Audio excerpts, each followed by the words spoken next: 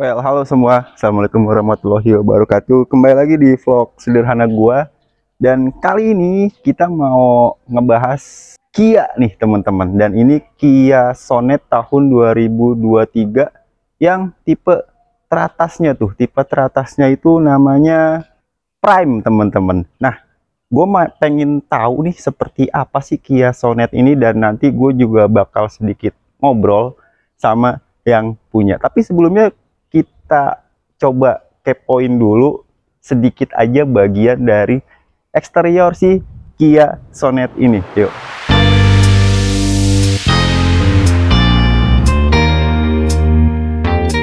Langsung naik ya FM ya? Iya, langsung naik tuh. Kick down. Wow.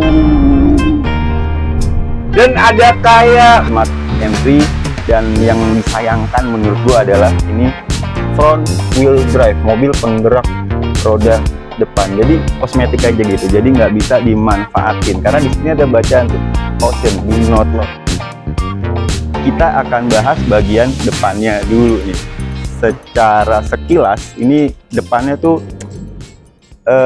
serem-serem gitu ya. Kalau Kia tuh bilangnya tuh ini desain grillnya itu Tiger Nose Grill nih, teman-teman. Jadi emang kayak macan gitu ya, tuh ada seperti ini yang bikin tampilan depannya kesannya agresif. Dan ini warnanya emang hitam, dan di depan ini serba hitam. Jadi nambah aura mobil ini lebih apa ya?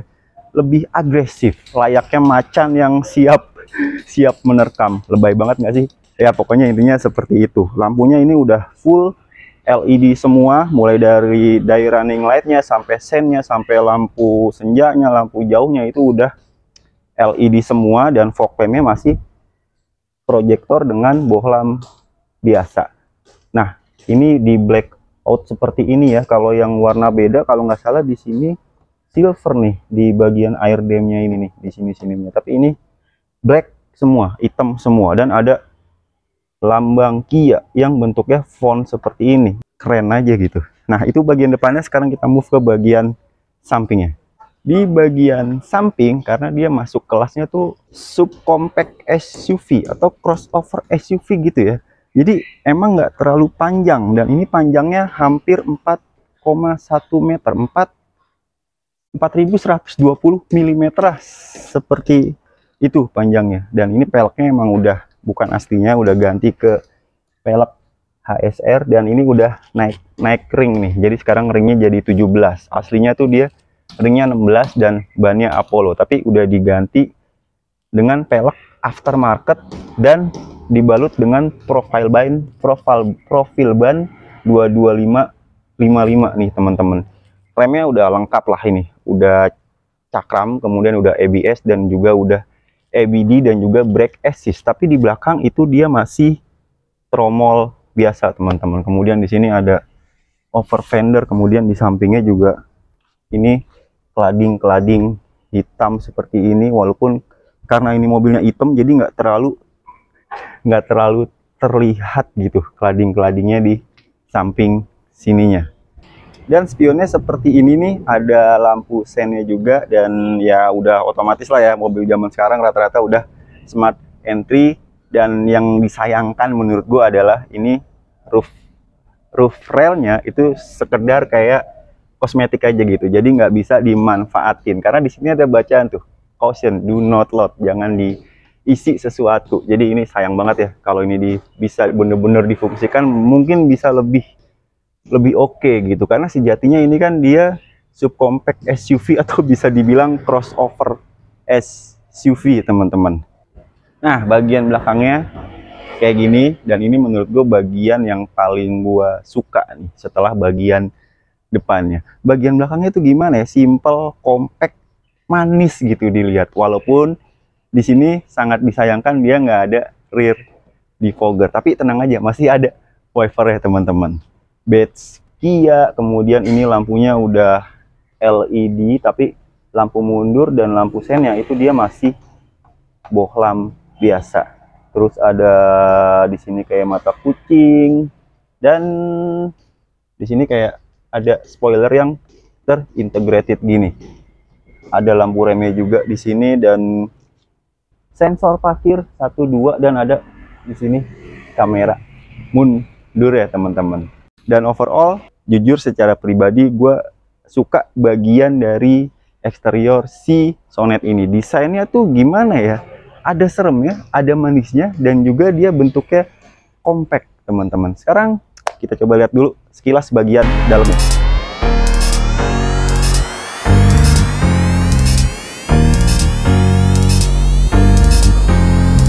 Nah, sekarang gue udah di dalam si Kia Sonet ini, dan ketika masuk ke dalam, emang layout dari dashboardnya itu emang agak-agak mirip dengan saudaranya tuh Kia Seltos teman-teman.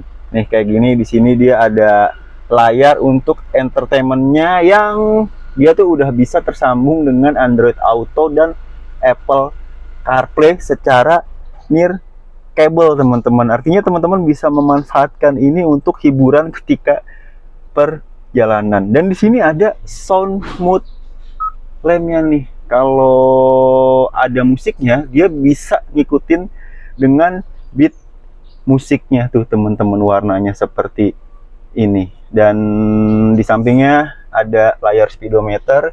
Tapi ntar dulu deh, kita ke bagian AC dulu nih. AC-nya ini hitungannya masih pencet-pencetan seperti ini, walaupun di atasnya tuh ada digital ya untuk ngasih tahu besaran fan speednya, kemudian suhunya, dan juga arah semburannya. Tapi pengoperasionalannya itu masih pencet-pencetan seperti ini. Dan menurut gua, entah kenapa pencet-pencetan seperti ini tuh lebih kerasa operasionalannya gitu, lebih yakin kalau oh gue udah mencet ini gitu, ketimbang yang kayak digital tuh yang kayak mencetnya kayak nggak kerasa gitu. Jadi nggak yakin ini udah beroperasi atau belum.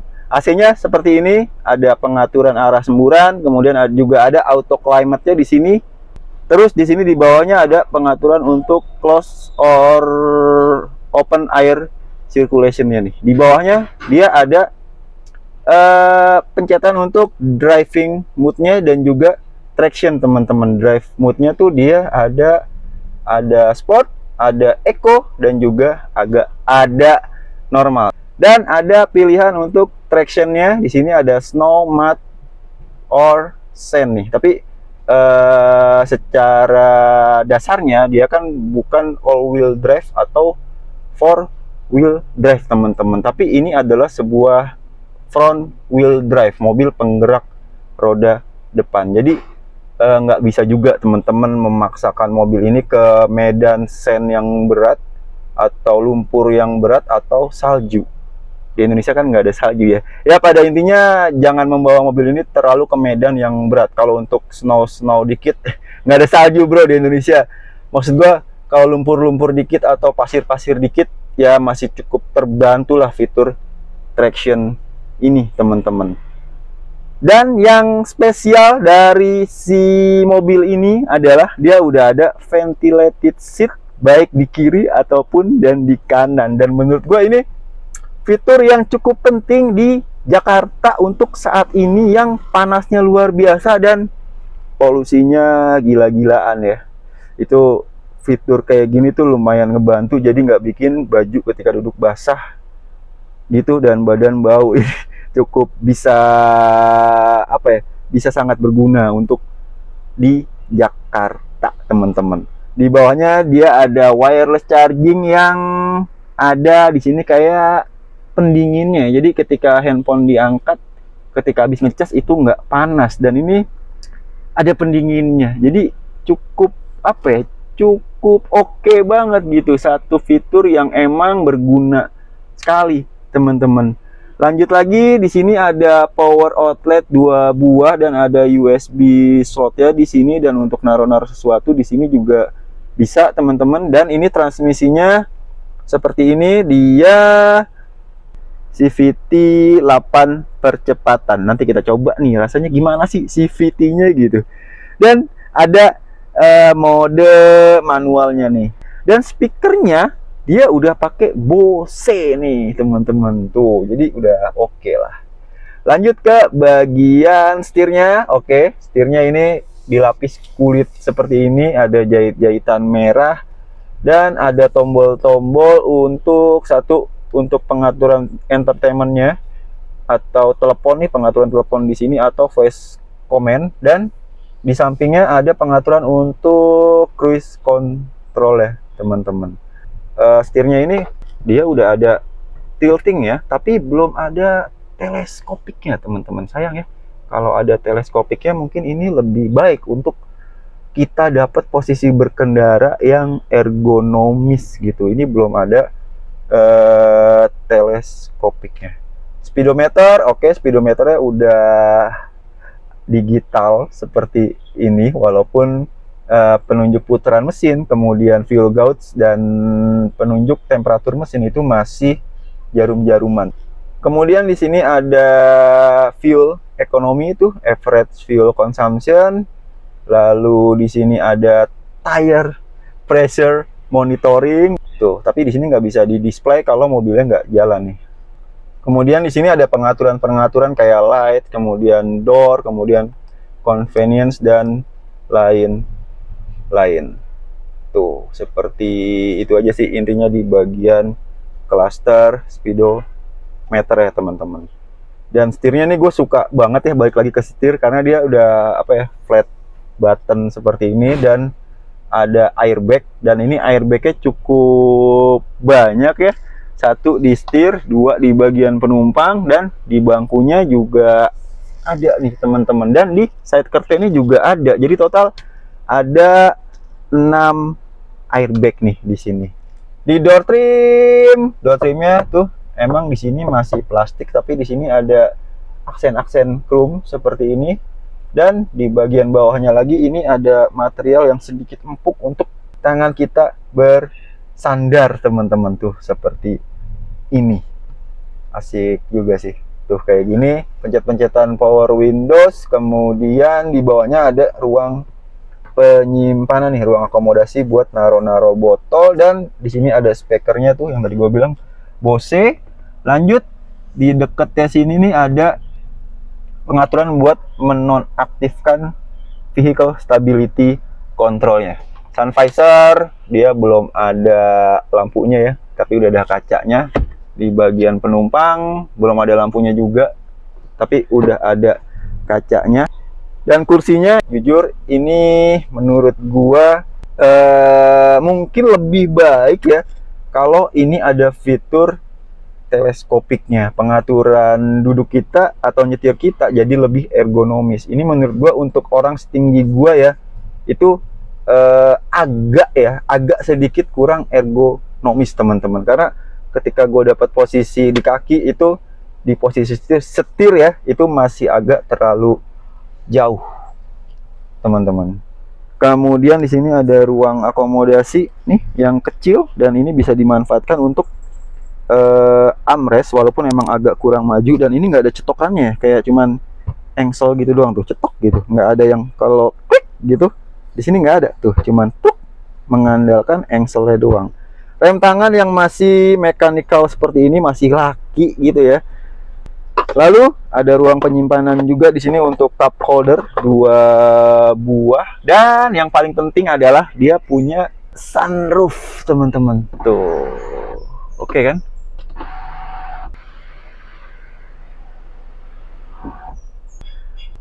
Lanjut ke sini. Wah, ini gede juga ruang akomodasinya, walaupun dia belum soft opening. Lanjut lagi di sabuk pengaman juga belum ada pengaturan ketinggian ya teman-teman. Sekarang kita coba yuk ke bagian tengahnya seperti apa, lega atau enggak. Yuk.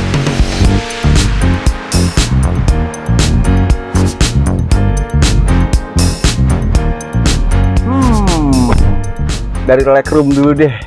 Depan ini setup mengemudi gua tingginya 181, dan oke, ini gua nggak dapat space sama sekali, walaupun di bawahnya itu bolong ya, lu bisa memanfaatkan itu untuk nyelanjurin kaki lu, tapi untuk setinggi gua ini hitungannya nggak bisa gua bilang lega teman-teman. Kayak gini nih, ngepres banget gua, dan ini kursinya fix, nggak bisa di reclining ya, artinya ini modenya ya seperti ini. Walaupun emang nggak tegak-tegak banget gitu ya, tapi sayang ya nggak bisa di reclining dikit gitu. Ini mungkin bisa jadi lebih oke. Ada apa aja di sini? Di sini ada kisi-kisi AC itu di kanan dan di kiri, kemudian ada power outlet, dan di sini ada back pocket di bagian bangku depan yang ada 2 tingkat gini ya, satu di atas, satu di bawah. Cuman yang di bagian belakang driver ini cuman satu doang, teman-teman. Door trim dia juga masih dapat speaker di sini Bose. Jadi ini audionya udah oke lah ini. Si Sonet ini. Overall di bagian door trim ini hampir sama kayak di depan, bahkan nggak ada yang di apa ya, diturunin gitu kualitasnya. Ini sama, ada material-material empuknya juga ada material plastik-plastik seperti ini, dan ada motif-motif kayak karbon seperti ini. Dan sabuk pengaman ini cuman 2 titik ya, sayangnya ya, nggak 3 titik teman-teman. Dan bangku belakang ini itu kalau lu mau lipet gitu ya, ini pengaturannya langsung semua kelipet gitu, jadi nggak bisa ada satu orang di sini dan barang di sini, itu nggak bisa. Otomatis full buat barang semua teman-teman. Sayangnya di situ aja sih. Dan headrest di tengah juga nggak dapet, tapi untung di sini ada handrestnya yang disertai juga dengan cup holder teman-teman. Nah itu aja, gue lebih penasaran, pengen ngobrol sama bawa ini mobil rasanya gimana. Jadi kita langsung ngobrol sambil kita cobain test drive-nya aja. Yuk.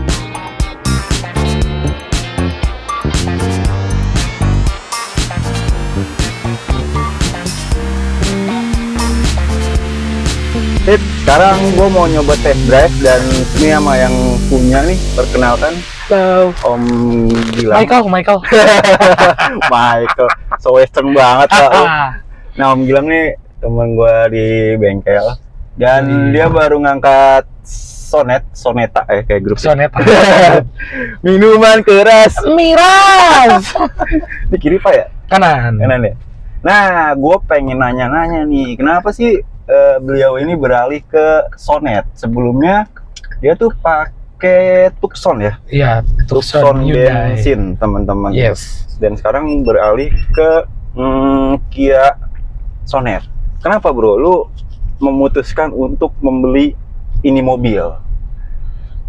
Sebelumnya tuh pengen ganti kan, terus cari-cari informasi semua, dan kebenaran emang udah cinta Korea kali ya.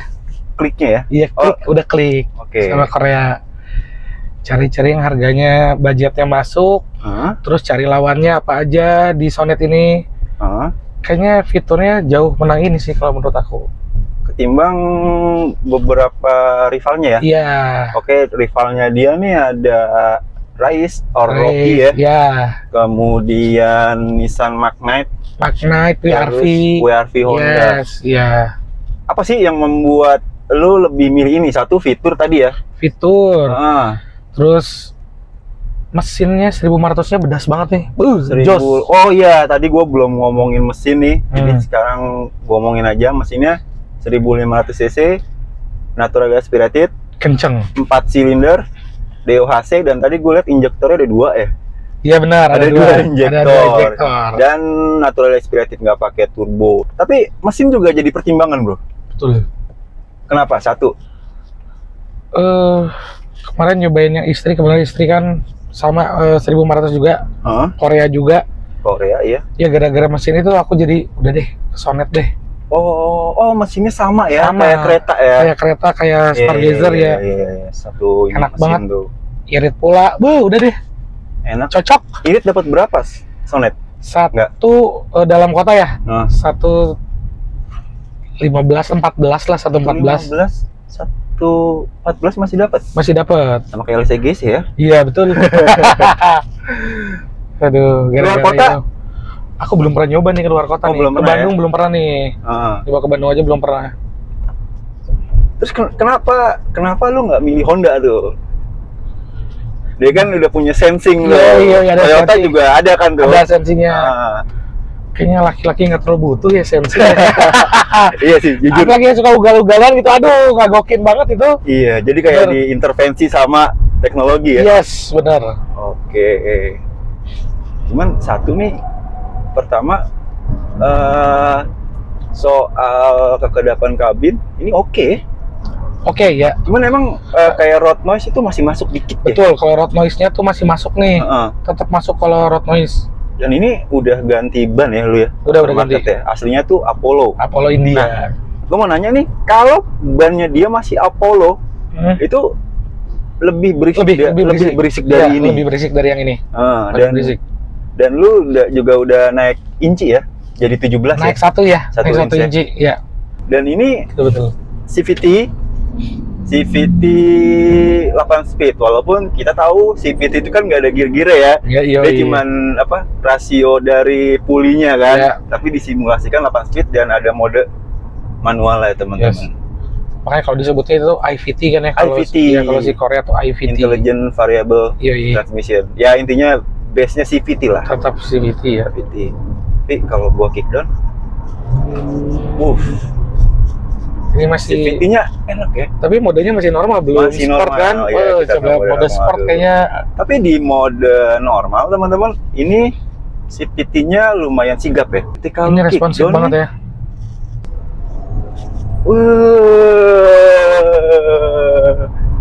Enak loh CVT-nya. Enak, bener.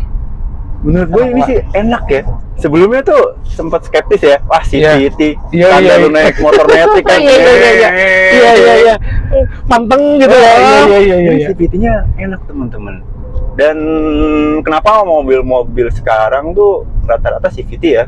Satu emang ngejar fuel consumption ya. Yes, betul. Secara dasarnya emang CVT kan bisa lebih efektif tuh untuk diaplikasikan untuk ngejar fuel consumption, karena dia bisa lari di kecepatan yang tinggi tapi dengan RPM yang rendah gitu. Tapi ini coba kita sport langsung naik ya RPM ya? Iya, langsung naik tuh. Kickdown. Dan ada kayak Matic biasa ya? Iya, pindah gigi gitu ya. Iya. Ada kayak pindah giginya. Ini oke sih menurut gue, dan cukup oke lah, cukup galak gitu.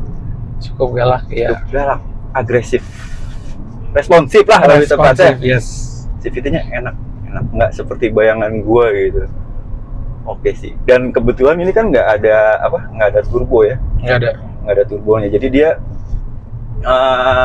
nggak butuh sekian detik untuk turbonya nge-lag, karena ini nggak ada turbonya, jadi lebih beset langsung gitu ya. Dan untuk dalam kota gitu ya, ini menurut gua lebih oke sih buat bermanuver dalam kota, karena kan lu butuh kesigapan. Ya benar. Mobil ya. Itu sat. Itu teman-teman. Dan soal suspensi, bentar ya, gua coba jalan jelek dulu. Kita cari jalan jelek. Nah, lurus jalan jelek tuh. Ada yang jelek ya? Ada. Enak sih. Cuman emang setirnya itu enteng ya? Asli enteng. Tapi lu ngerasa insecure nggak kalau di kecepatan tinggi? Kecepatan tinggi dengan entengnya ini? Kalau lebih kecepatan tinggi agak ngeberat sih Om. Karena dia EPS ya? Iya, EPS. Agak ngeberat. Emang kalau buat manuver dalam kota setirnya enak kok, enteng gitu. Dan visibilitas buat mandang ke kiri itu blind spotnya bisa dibilang nggak begitu ngeganggu ya. Iya. Mulai dari pilar A-nya ini, terus lo ngelihat ke belakang juga oke, jelas. Cuman kalau menurut gua ya, ini agak ngeganggu dengan ini ya, agak tinggi ya. Tinggi dikit ya. Jadi agak kurang sedikit commanding. Iya. Teman-teman. Soal bantingan. Empuk ya? Empuk Om, cukup lah ya. Ini kok waktu itu gue nyoba kayak di kayak tol gitu, yang kebetulan nggak begitu lancar ya, agak macet ya. Dep itu agak steep. Cuman kalau kena gujragan yang kayak gini tetap enak gitu ya.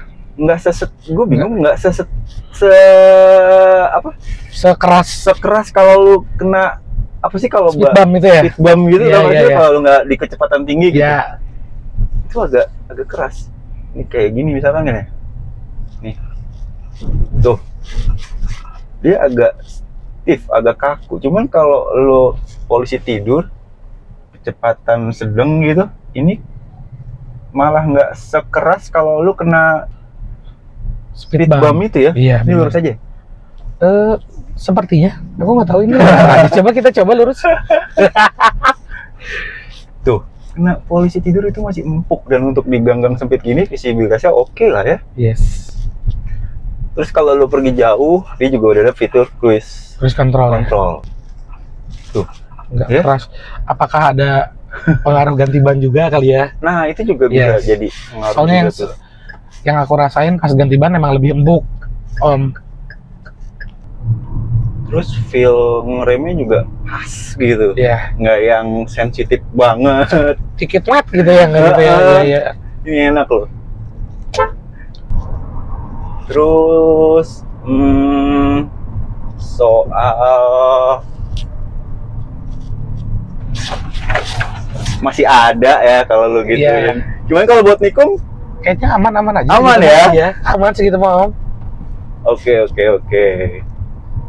Kalau lu emang agresif banget, emang body roll-nya Berasa ya. Cuman kalau buat nikung itu cruising, ini enak kok. Enak, ya benar. Enak ya, Om ya? Enak. Mantap. Tukar apa sama Panther? Aduh. Enak. Sip. Kayaknya itu dulu ya, nih. Oke, nanti kita kalau lu keluar kota, boleh lah. Nanti kita ngobrol-ngobrol lagi. Ya. Siap. Iya. Intinya Kia Sonet ini menurut gue sih value for money-nya lumayan ya. Walaupun memang dia nggak ada sensing nih, kayak radar gitu kan. Iya. Cuman ya buat kembali ke pribadinya lagi sih, kalau menurut kami nih yang suka berkendara tanpa intervensi teknologi, nggak masalah sih ya. Tidak masalah sekali. Selama satu tenaganya enak, endingnya oke. Yoi, udah cukup. Menurut gue sih fitur-fitur kayak gitu ya udahlah. Enggak. Yoi. Kita mandiri aja, lebih percaya dengan skill kita gitu. Yoi, Menurut gue sih nggak masalah. Kalau teman-teman tidak mempermasalahkan itu seperti kita ya, menurut gue sih nggak masalah sih itu, teman-teman. Dan itu aja. Kalau ada teman-teman yang lebih punya informasi lebih tentang Sonet dan juga mau berbagi ilmunya, bisa share di kolom komentar nih, biar literasi kita tentang kendaraan bisa sama-sama bertambah lah. Mantap. Bukan begitu, Bung Gilang? Begitu sekali, Mas Agung. Sampai ketemu di vlog berikutnya. Semoga teman-teman sehat selalu, dan apapun kendaraan yang teman-teman inginkan itu bisa segera dimiliki. Amin. Sampai ketemu di vlog berikutnya. Assalamualaikum warahmatullahi wabarakatuh. See you. Mantap.